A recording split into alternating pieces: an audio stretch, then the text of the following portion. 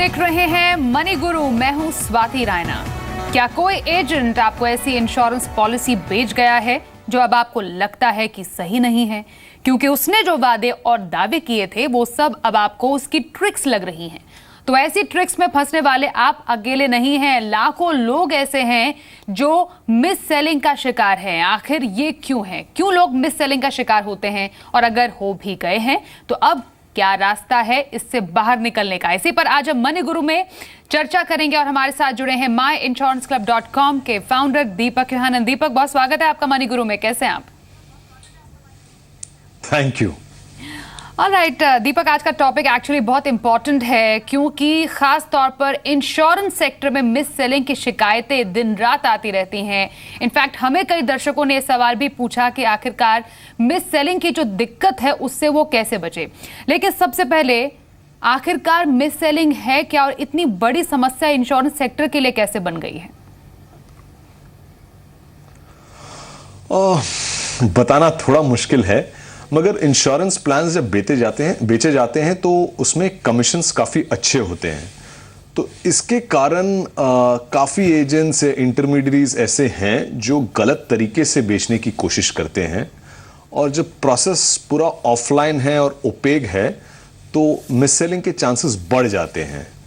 और क्योंकि ये प्रोटेक्शन से लेना देना है तो एक इमोशनल अपील भी ला सकते हैं कि आप अपने बच्चे की पढ़ाई के लिए या अपने रिटायरमेंट के लिए सेव करें, जो बात बहुत सही है, मगर जो प्लान ये बोल के आपको दिया जाता है वो काफ़ी गलत होता है, अक्सर, हर बार नहीं। और जो मिस सेलिंग करता है उसका इरादा होता है कि किसी को ठगना है, तो हमको उससे थोड़ा खुद को प्रोटेक्शन लेना चाहिए ऐसे एजेंट से या ऐसे इंटरमीडियरी से, और थोड़ा अपना जानकारी बढ़ाएं, थोड़ा पढ़ें, वेबसाइट्स में जाएं और इन्फॉर्मेशन देखें। अगर कोई आपको अप्रोच करता है तो आप पहले उनकी बात सुन लें और फिर अपना चेक्स खुद करें। कोई दोस्त से पूछें जो थोड़ा जानकार हो, या अभी तो ऑनलाइन आप जाके इंश्योरेंस कंपनी के वेबसाइट में भी चेक कर सकते हैं। मगर फंडामेंटली ये प्रॉब्लम है इस इंडस्ट्री में, और इसको कर्ब करना काफ़ी लोग कोशिश कर रहे हैं। गवर्नमेंट, रेगुलेटर, इंश्योरेंस कंपनी सब कोशिश कर रहे हैं, मगर फिर भी काफ़ी लोग हैं जो इसके शिकार बन जाते हैं। दीपक, ये मैं आपसे एक्चुअली बहुत ही संक्षिप्त में जानना चाहूंगी, मिस सेलिंग का शिकार अगर कोई होता है तो उसका जिम्मेदार कौन है? क्या वो पॉलिसी एजेंट जिसने आपको पॉलिसी बेची है, या आपके खुद की इग्नोरेंस मोस्ट इंपॉर्टेंटली, या कम इंफॉर्मेशन का होना, या इतनी ज़्यादा इन्वॉल्वमेंट नहीं दिखाना कि जब आप कोई पॉलिसी ले रहे हैं उसके समय? तो पहले तो आप अपनी तरफ से जो कर सकते हैं वो कर लीजिए। दूसरे का इरादा क्या है, क्यों बेच रहा है, वो गलत है, सही है, हम उसके बाद में झगड़ा कर सकते हैं। मगर पहला है कि आप पैसा दे रहे हो तो पता करें क्या है, आप क्या खरीद रहे हैं, इसके कंडीशंस क्या है, और सिर्फ उनसे नहीं, कोई और सूत्रों से या जेन्युइन रिसोर्सेज से आप पता करें करेक्ट है कि नहीं है। और वो काफ़ी लोग नहीं करते हैं, वो बहुत ही जल्दी भरोसा कर लेते हैं। और इनका अपील भी होता है कि अच्छे खासे इन्वेस्टमेंट्स का एक स्टोरी दे देते हैं आपको, और आप लोग, और काफ़ी कस्टमर्स हैं जो उस बात को मान लेते हैं और अट्रैक्टिव रिटर्न्स के चक्कर में इसमें घुस जाते हैं, और बाद में रियलाइज़ करते हैं कि ये इतना अट्रैक्टिव नहीं है, आपको काफ़ी टाइम तक लॉक इन रहना पड़ता है।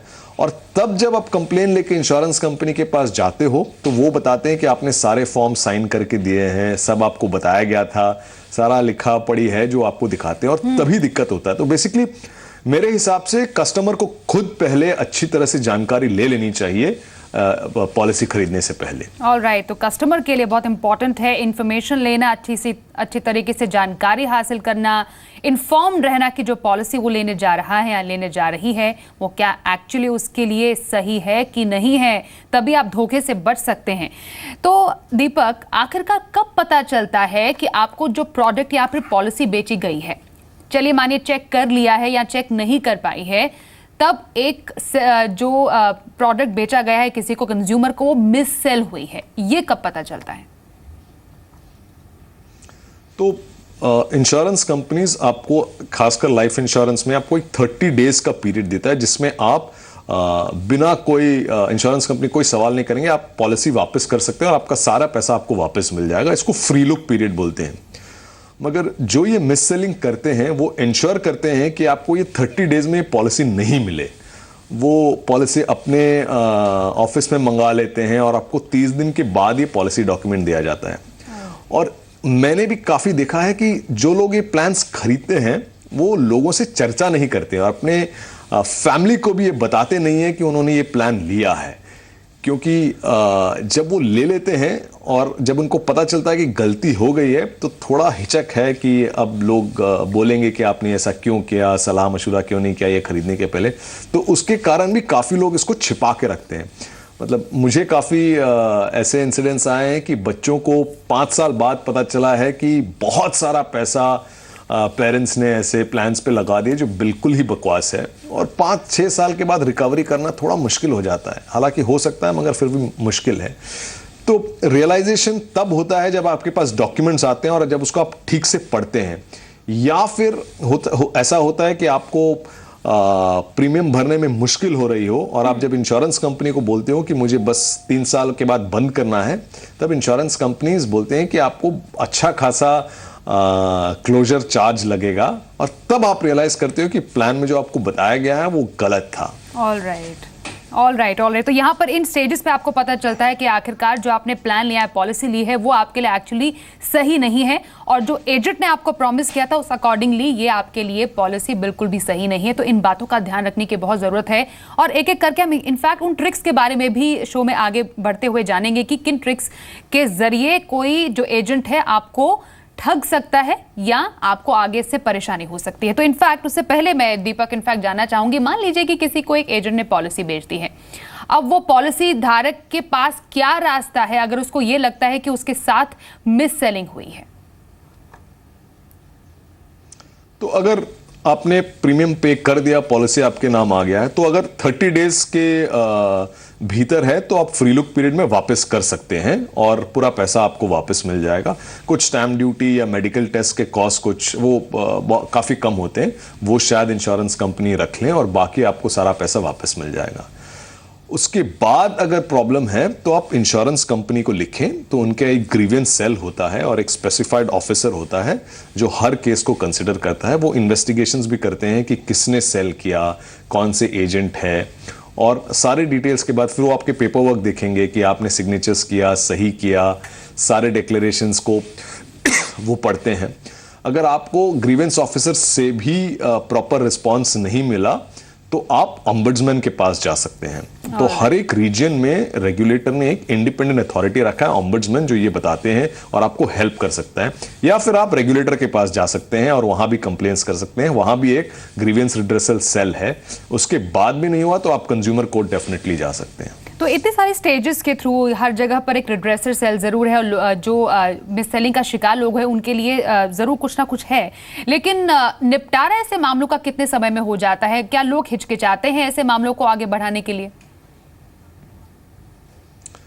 तो निपटाना उतना आसान भी नहीं होता है, क्योंकि आपको काफ़ी पेपर वर्क करना पड़ता है और प्रोसेस उतना इजी भी नहीं है। हालांकि रेगुलेटर ने ऑनलाइन ग्रीवेंस सेल, आप ऑनलाइन भी कंप्लेंट डाल सकते हैं, मगर ये लग जाता है 2 से 3 महीना मिनिमम लेके चलिए, अगर आपके पास प्रॉपर पेपर वर्क है और अगर प्रूव कर सकते हैं कि आपको ये गलत प्लान लिया गया, बेचा गया हो। कि मान लीजिए आपको ये प्लान की कोई रिक्वायरमेंट भी नहीं थी और फिर भी आपको ये बेचा गया हो गलत प्रोमिसेस देके, अगर आप प्रूव कर सकते हैं कि गलत प्रोमिसेस हैं तो मिनिमम 3 to 4 months लेके आप चलिए।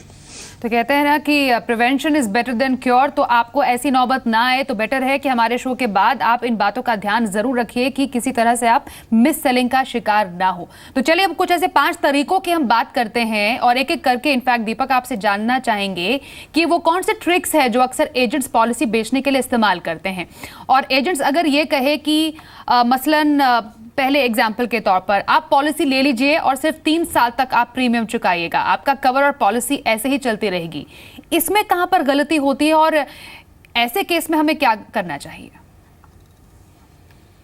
तो ये बहुत ही स्टैंडर्ड सेलिंग ट्रिक हुआ करता था, अब शायद थोड़ा कम हो गया है। इंश्योरेंस आप इतना समझ लीजिए थोड़ा लॉन्ग टर्म इन्वेस्टमेंट है, आपको शॉर्ट टर्म में इसमें कोई रिटर्न्स नहीं मिलते। और आज के दिन ऐसा कोई भी प्लान नहीं है जिसमें आप 3 साल तक निवेश करें और आपको उसके बाद आप डिसकंटिन्यू कर सकते हैं। आपको इनफैक्ट बहुत ज़्यादा नुकसान होगा अगर आप 3 साल के बाद प्रीमियम्स बंद कर दें। अगर आप ट्रेडिशनल प्लान्स में हैं तो आपने जो पैसा डाला है उसका 1/3 ही आपको वापस मिलेगा। यूलिप्स में आजकल 5 साल का लॉक इन पीरियड है और उसके बाद भी काफ़ी आपकी डिडक्शंस होंगे जिसके बाद आपको पैसा मिलेगा। तो आप वो पॉलिसी डॉक्यूमेंट में देख लें कि इसका पॉलिसी टर्म क्या है। मिनिमम 5 साल वो शायद बोले या 3 साल, मगर वो क्राइटेरिया पे मत जाएं और आप जाके अपने पॉलिसी डॉक्यूमेंट में देखें कि पॉलिसी टर्म क्या है, ताकि आपको उतने साल या प्रीमियम पेइंग टर्म वो खासकर बड़ा क्लियरली लिखा रहेगा और उतने साल तक आपको प्रीमियम देने ही होंगे। उसके पहले आप अगर विड्रॉ करोगे तो आपको काफी नुकसान होगा। ऑलराइट, तो दूसरी ट्रिक मूवमेंट जो देखी गई है दीपक, कोई एजेंट होता है वो ये कहता है कि इस पॉलिसी में आपको गारंटीड रिटर्न मिलेगा, आप इसे ले लीजिए। हो सकता है इसके लिए आपको वो कुछ सबूत भी दिखाए। इसमें कहां पर गलती हो जाती है? तो गारंटीड रिटर्न्स वाले इंश्योरेंस प्लान्स बहुत ही कम हैं और जो है भी वो बहुत कम रिटर्न्स देते हैं। तो रेगुलेटर ने अभी क्या कहा है कि आप कोई भी इंश्योरेंस प्लान जब बेच रहे हैं तो आपको नहीं पता आप कितना रिटर्न्स दे सकते हो। तो इसीलिए रेगुलेटर ने कहा कि आप या तो प्रोजेक्शन दिखा सकते हैं 4% पे या 6% पे, उससे ज्यादा दिखाना भी इलीगल है। तो जो इंश्योरेंस एजेंट या ब्रोकर या कोई भी इंटरमीडिएट आपको बताता है कि 12%, 30%, 25% का अगर आपको रिटर्न्स मिलेंगे, तो हो सकता है कि वो कोई गलत प्रिंट आउट या फोटोशॉप करके कोई लेटर भी दिखा दे या डॉक्यूमेंट भी दिखा ले। फर्स्ट थिंग आपको करना चाहिए कि उस इंश्योरेंस कंपनी के वेबसाइट में जाए और उस प्लान के डिटेल्स को देखें। उसका ब्रोशर आप खुद डाउनलोड करें, जो एजेंट है उसका ब्रोशर को ना फॉलो करें और खुद ही वो रिसर्च करें कि इस प्लान में इतने रिटर्न्स है क्या, क्योंकि कोई भी इंश्योरेंस कंपनी कभी भी ये कमिट नहीं कर सकती है कि हाई रिटर्न्स आपको मिलेंगे। और इंश्योरेंस प्लान्स में इतने हाई रिटर्न्स आते भी नहीं है, डेफिनेटली गारंटीड तो नहीं है। हाँ, आप यूलिप में पैसे डाल सकते हैं और अगर मार्केट अच्छा परफॉर्म करे तो हो सकता है कि आपको भी मिले। तो फर्स्ट चेक पॉइंट है कि आप इंश्योरेंस कंपनी के वेबसाइट जाएं और वो ब्रोशर डाउनलोड करें और देखें कि क्या रिटर्न्स प्रॉमिस्ड है। कई बार ऐसा भी होता है कि कोई एजेंट कहता है कि अब पिछले परफॉर्मेंस की बात करता है और ये भी कहता है कि ठीक है, ये पॉलिसी जो है वो आपके लिए सही पॉलिसी है और इसे खरीदने पर कोई चार्ज नहीं लगेगा। आखिरकार ये कितनी सच्चाई इसमें होती है? तो सारे इंश्योरेंस पॉलिसीज में चार्जेस डेफिनेटली लगते हैं और ये अगर आप प्रॉपर ब्रोशर देखें तो उसमें आपको दिख भी जाते हैं कि कितने चार्जेस लगते हैं और कब कब लगते हैं। ट्रेडिशनल प्लान्स हैं जिसमें चार्जेस डिक्लेयर नहीं किए जाते हैं और उसमें प्रॉब्लम यही है कि आप अगर कभी भी इंश्योरेंस पॉलिसी, मतलब अगर 10 साल का टर्म है, आप अगर 8 साल 9 साल के बाद भी निकलना चाहे ट्रेडिशनल प्लान्स में तो आपको बहुत ज़्यादा नुकसान होता है। तो यूलिप्स में चार्जेस अभी काफ़ी नए प्लान्स में कम है, मगर नॉर्मल प्लान्स में काफ़ी तरह के चार्जेस होते हैं। Premium allocation charge, fund management charge, policy administration charge, ये सारे चार्जेस होते हैं और वो एक ही जगह पे दिखता है, वो कंपनी पॉलिसी के ब्रोशर पे। तो हो सकता है आपको जब बेचा जा रहा हो आपको ये सब दिखाया नहीं जा रहा है, मगर इसीलिए मैं कहता हूँ कि आज के ज़माने में ऑनलाइन इंफॉर्मेशन बहुत ही अच्छी तरह से दिखाया जाता है और इंश्योरेंस कंपनीज अपनी तरफ से काफ़ी डिस्क्लोजर्स करते हैं, तो आपको बड़ा क्लियरली दिखाया जाता है कि कितना चार्ज आपको लगेगा और किस साल में। तो मेरा वही रिक्वेस्ट है कि आप वापस जाएं और उनका कंपनी के ब्रोशर को चेक करें, ना कि वो पैम्फलेट या डॉक्यूमेंट जो आपको एजेंट या ब्रोकर दिखा रहा हो। ऑलराइट, दीपक, कई बार जो एजेंट्स होते हैं जब किसी को कोई पॉलिसी लेनी है, वो कई बार जो पॉलिसीज़ होती हैं उनके जो परफॉर्मेंस रहे हैं पिछले कुछ टाइम के, उनके बारे में इंफॉर्मेशन देते हैं। वो इंफॉर्मेशन एक पॉलिसी धारक के लिए जिसको पॉलिसी लेनी है वो कितनी इंपॉर्टेंट होती है और वहां पर अगर गलती हो जाती है तो मिस सेलिंग के तहत कैसे आता है? तो पास्ट परफॉर्मेंस दिखाना एक अच्छी बात है, इंडिकेटिव है कि आपको कितना रिटर्न्स फ्यूचर में पॉसिबली मिल सकता है, मगर आपको इतना पता रहना चाहिए कि कोई जरूरी नहीं है कि पास्ट परफॉर्मेंस रिपीट किया जाएगा। हो सकता है कि फंड मैनेजर चेंज हो जाए, फंड स्ट्रैटेजी चेंज हो जाए, हो सकता है कि बोनस रेट्स हर साल डिक्लेयर किए जाते हैं और कोई ज़रूरी नहीं है कि लास्ट ईयर के बोनस रेट्स के सेम लेवल्स पे बाकी सालों में भी आपको बोनस दिया जाएगा। तो वो एक इंडिकेशन है कि प्लान और उसके परफॉर्मेंस कैसा है, मगर इसका कोई गारंटी नहीं है कि फ्यूचर में भी आपको मिलेगा। तो मेरे हिसाब से वो एक अच्छा सेलिंग पॉइंट है, मगर आप जैसे इन्वेस्ट करते हो तो आपको नहीं पता इसका प्राइस ऊपर जाएगा या आप घर खरीद रहे हो कि कितना ऊपर जाएगा, किस रेट पे जाएगा। तो आप एक conservative rate of return he consider करें इंश्योरेंस प्लान्स में। ऑलराइट, इन बातों का ध्यान रखना बेहद जरूरी होता है। यहाँ पर तो फाइनेंशियल पॉइंट की बात हो गई, किन बातों का ध्यान रखना है, लेकिन हमने अपनी सोसाइटी में देखा है कि कहीं पर इन्वेस्ट कर रहे हैं, पैसे बचा रहे हैं, वहाँ पर इमोशनल पॉइंट ज़रूर आ जाता है और शायद इसी बात का फ़ायदा कुछ एजेंट्स भी उठाते हैं और बच्चे की पढ़ाई के लिए पैसे इकट्ठे हो जाएंगे, रिटायरमेंट की पढ़ाई के लिए पैसे इकट्ठे हो जाएंगे, इन बातों का हवाला देते हुए कई बार पॉलिसीज़ बेची जाती है।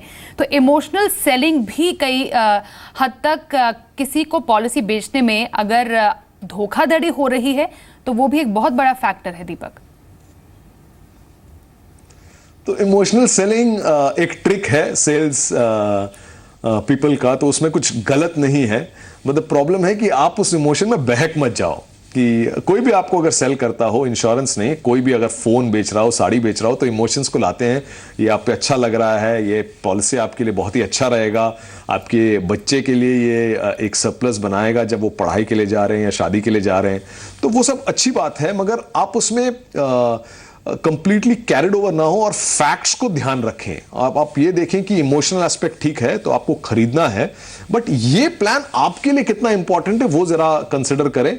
और इतना ध्यान रखें कि ये आपने इंश्योरेंस के लिए रिक्वेस्ट किया है कि कोई आपको आके बेचने की कोशिश कर रहा है। इन दोनों में काफी फर्क है। अगर आपको एक जेन्युइन रिक्वायरमेंट है इंश्योरेंस का और आप सीख करना चाहते हो तो आप काफी लोगों से पूछेंगे, मगर कोई एक दूसरे आदमी आपको आके एक इंश्योरेंस बेचना चाह रहे हो तब आपके कान खड़े हो जाने चाहिए कि अब ये जो बोल रहा है सही बोल रहा है, गलत बोल रहा है। वो आप थोड़ा ध्यान रखें, इमोशनल हो ना हो, फैक्ट्स को जरा क्लियरली स्टडी करें। एब्सोल्युटली, जिन 5 ट्रिक्स ऑफ मिस सेलिंग की हमने बात की है उनको ध्यान में रखिए और कभी भी किसी के भी बहकावे में आके कोई डिसीजन ना ले, और खास तौर पर इमोशनल होकर तो कोई पॉलिसी लेना टोटली नो है इंश्योरेंस की अगर बात होती है। थैंक यू सो मच दीपक योहानन हमारे साथ मनी गुरु के आज के इस एपिसोड में जुड़ने के लिए।